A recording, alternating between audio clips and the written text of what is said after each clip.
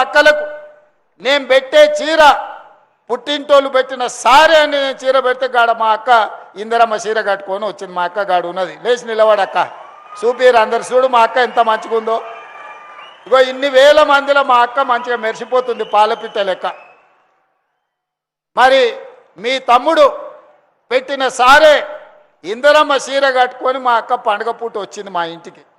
ఈ చీర మీ తమ్ముడు పెట్టింది కాదా అక్క? కోటి మందికి ఇందిరమ్మ చీరలు ఈరోజు రాష్ట్రంలో కోటి మంది ఆడబిడ్డలకి ఇవ్వాల నేను ఇందిరమ్మ చీర పెట్టిన. అదేవిధంగా కూలికి పోవాలన్నా, పనికి పోవాలన్నా, పిల్లలు చదువుకోనికి పోవాలన్నా, మీరు ఎక్కడైనా పరిశ్రమలలో కార్మికులకు పోవాలన్నా బస్సు కిరాయికే 5-6 వేల నుంచి 10,000 రూపాయలు ఖర్చు అయ్యేది. ఇక అమ్మగారింటికి పోవాలంటే ఇక అవాసకు పున్నాకు కూడా ఇంటి ఆయన పోనిచ్చేటోడు కదా, దండగమారు ఎవరం ఎందుకమ్మా ఏమున్నది చూడలేదా మీ అమ్మని పుట్టినప్పటి నుంచి ఆడుకోతావు అనేటోడు. అమ్మవారిని దర్శించుకుందామంటే ఆ అవకాశమే లేదు. పెద్దమ్మ గుడికి పోవాలన్నా, లక్ష్మీనరసింహస్వామి దగ్గరికి పోవాలన్నా, యాదగిరి గుట్టకు పోవాలన్నా, లేకపోతే భద్రాచలం పోవాలన్నా, 7కి ఇల్లు దాటాలంటే బస్సు కిరాయిలు 100 రూపాయలు ఖర్చు అయ్యేది. మరి ఇవాళ మా అక్కల్ని అడుగుతున్నా, తెలంగాణ రాష్ట్రం నలుమూలల 7 తారీఖు నాడు నేను ముఖ్యమంత్రి అయితే 9 తారీఖు 2023 నాడు ఆడబిడ్డలకు ఆర్టీసీ బస్సుల్లో ఉచిత ప్రయాణం. మిమ్మల్ని ఎవరన్నా బస్సు కిరాయి పైసలు అడిగితే నా ఫోటో పర్సులో పెట్టుకొని మా తమ్ముడు పట్నం వాళ్ళు ఉంటారు తెచ్చుకోపోండి అని కండక్టర్కి చూపించమన్నా, మా పొన్నం ప్రభాకర్కి చూపించామని చెప్పిన.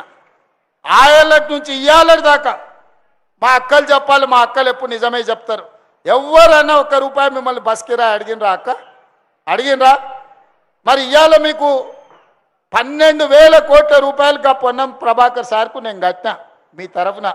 ఆ సారి కిరాయి పైసలు లేకపోతే కుదరదంటే నేను కడతా స్వామి, నేనేం లేకుంటే కాదు వాళ్ళకు మా చెల్లెళ్ళకు మా అక్కలకు నేను తోడున్నా, వాళ్ళ తరఫున నగదు నేను కడతా, వాళ్ళు మాత్రం ఉచితంగా పోవాలి, వాళ్ళని అడగొద్దని చెప్పి పొన్నం ప్రభాకర్కి ఇప్పటికి 12,000 కోట్ల రూపాయలు ఇవాళ నేను మీ తరఫున ఉచిత బస్సు కట్టిన. ప్రభాకర్ గారు ఉచితంగా ఇవ్వలేదు అక్కో, ఏమన్నా ఉచితంగా ఇచ్చిండు అనుకునేరు.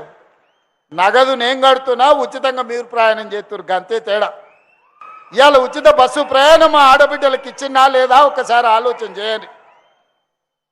స్వయం సహాయక సంఘాలు 0 వడ్డీ అన్నారు, గుండు సున్నా పెట్టారు, ఈపులకు సున్నం పెట్టారు. గత ప్రభుత్వం ఎనడాన్ని ఇచ్చిండా? ఇవాళ 65,000 కోట్ల రూపాయల బ్యాంకు లింకేజ్ ఇచ్చి 2,500 కోట్ల రూపాయలు మీ తరఫున వడ్డీ బ్యాంకులకు నేను కట్టినా. మా అక్కలు వ్యాపారం చేసుకోవాలి, రూపాయి కూడబెట్టి పెంచుకుంటే పిల్లల చదువులకో, ఇంటి శుభకార్యానికో, లేకపోతే ఏదో ఒక మంచి కార్యక్రమానికి పనికొస్తుందని మా అక్కల కోసం 65,000 కోట్ల రూపాయలు ఇవాళ బ్యాంకులో లింకేజ్ ఇప్పించి మా సీతక్కను కాపలాగా పెట్టి ఇవాళ మీకు పైసలు ఇప్పించిన మాట వాస్తవం కాదా? స్వయం సహాయక సంఘాలలో ఉన్న మా అక్కలు చెప్పాలి. మీరు బస్సులలో ఉచితంగా ప్రయాణం చేస్తే మా ఆటో సోదరులను రెచ్చగొట్టి మా ఆటోలు నడుస్తలేవు, ఆడబిడ్డలకు ఉచిత ప్రయాణం బంధు పెట్టురని బస్టాండ్లలో ధర్నాలు చేసిరు. మీరే చూసిరు, నేను చేసుడు కాదు. బస్సులలో పోయిన వాళ్ళ మీద ఎట్లా పడితే అట్లా మాట్లాడిరు. ఆటో డ్రైవర్లను రెచ్చగొట్టి ప్రభుత్వం మీద కుసిగొల్పి మీ ఉచిత బస్సు బంధు పెట్టాలని కొంతమంది కంకణం కట్టుకొని కడుపులో విషం పెట్టుకొని బయలుదేరింది. అయినా వెనుకపోలే, వాళ్ళకి చేసే మేలు వాళ్ళకి చేస్తాం, మా ఆడబిడ్డల దగ్గరకు వస్తే ఎవరినైనా ఊరుకునేది లేదని చెప్పి బస్సులలో ఉచిత ప్రయాణమే కాదు, ఇవాళ ఆడబిడ్డలకు సంఘాల పేరు మీద 1000 బస్సులు కొనిచ్చినాం. బస్సులలో ఉచిత ప్రయాణం కాదు, ఇవాళ మా ఆడబిడ్డలు రాష్ట్రంలో 1000 బస్సులకు యజమానులు అయ్యారు. ఇదే పొన్నం ప్రభాకర్కు బస్సులు పెట్టి ఒక్కొక్క బస్సుకు నెలకు 70,000 రూపాయలు ఆయన దగ్గర వసూలు చేసుకుంటారు. ఇవాళ బస్సులకు యజమానులను మన ప్రభుత్వం చేసింది.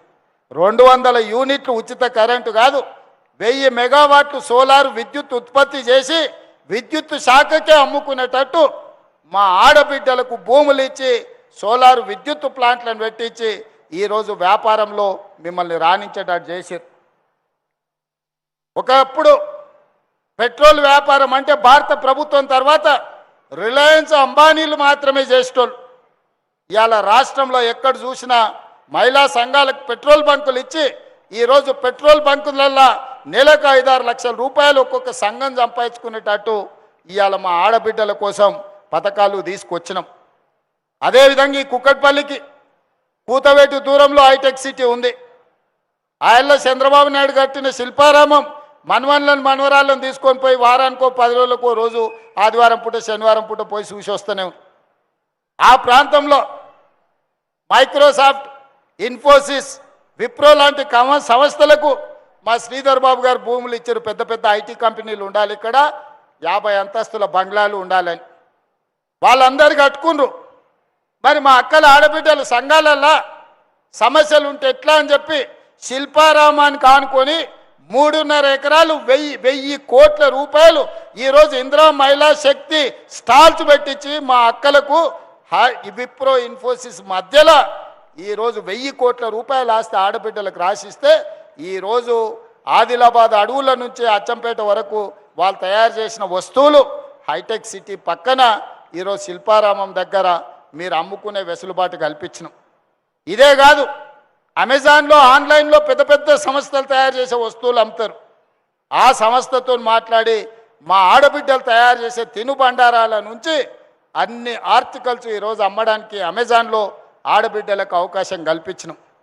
ఇట్లా ఒక్కొక్కటి చెప్పుకుంటూ పోతే అప్పులలో 8,11,000 కోట్ల రూపాయల అప్పుతోని నాకు సంసారం చెప్తే అప్పులకు అసలు మిత్తి కట్టుకుంటేనే పటాన్కు కట్టినట్టు మిత్తి కట్టుకుంటేనే ఇన్ని సంక్షేమ పథకాలు తీసుకొచ్చి ప్రభుత్వంలో నిరుద్యోగ యువకులకు 70,000 ఉద్యోగాలు ఇచ్చిన గ్రూప్ 1, గ్రూప్ 2, గ్రూప్ 3, గ్రూప్ 4 టీచర్లు, పోలీసులు, డాక్టర్లు, నర్సులు అన్ని శాఖలలో 2 ఏళ్ళు తిరిగే లోపల 70,000 ప్రభుత్వ నౌకర్లు ఇచ్చిన.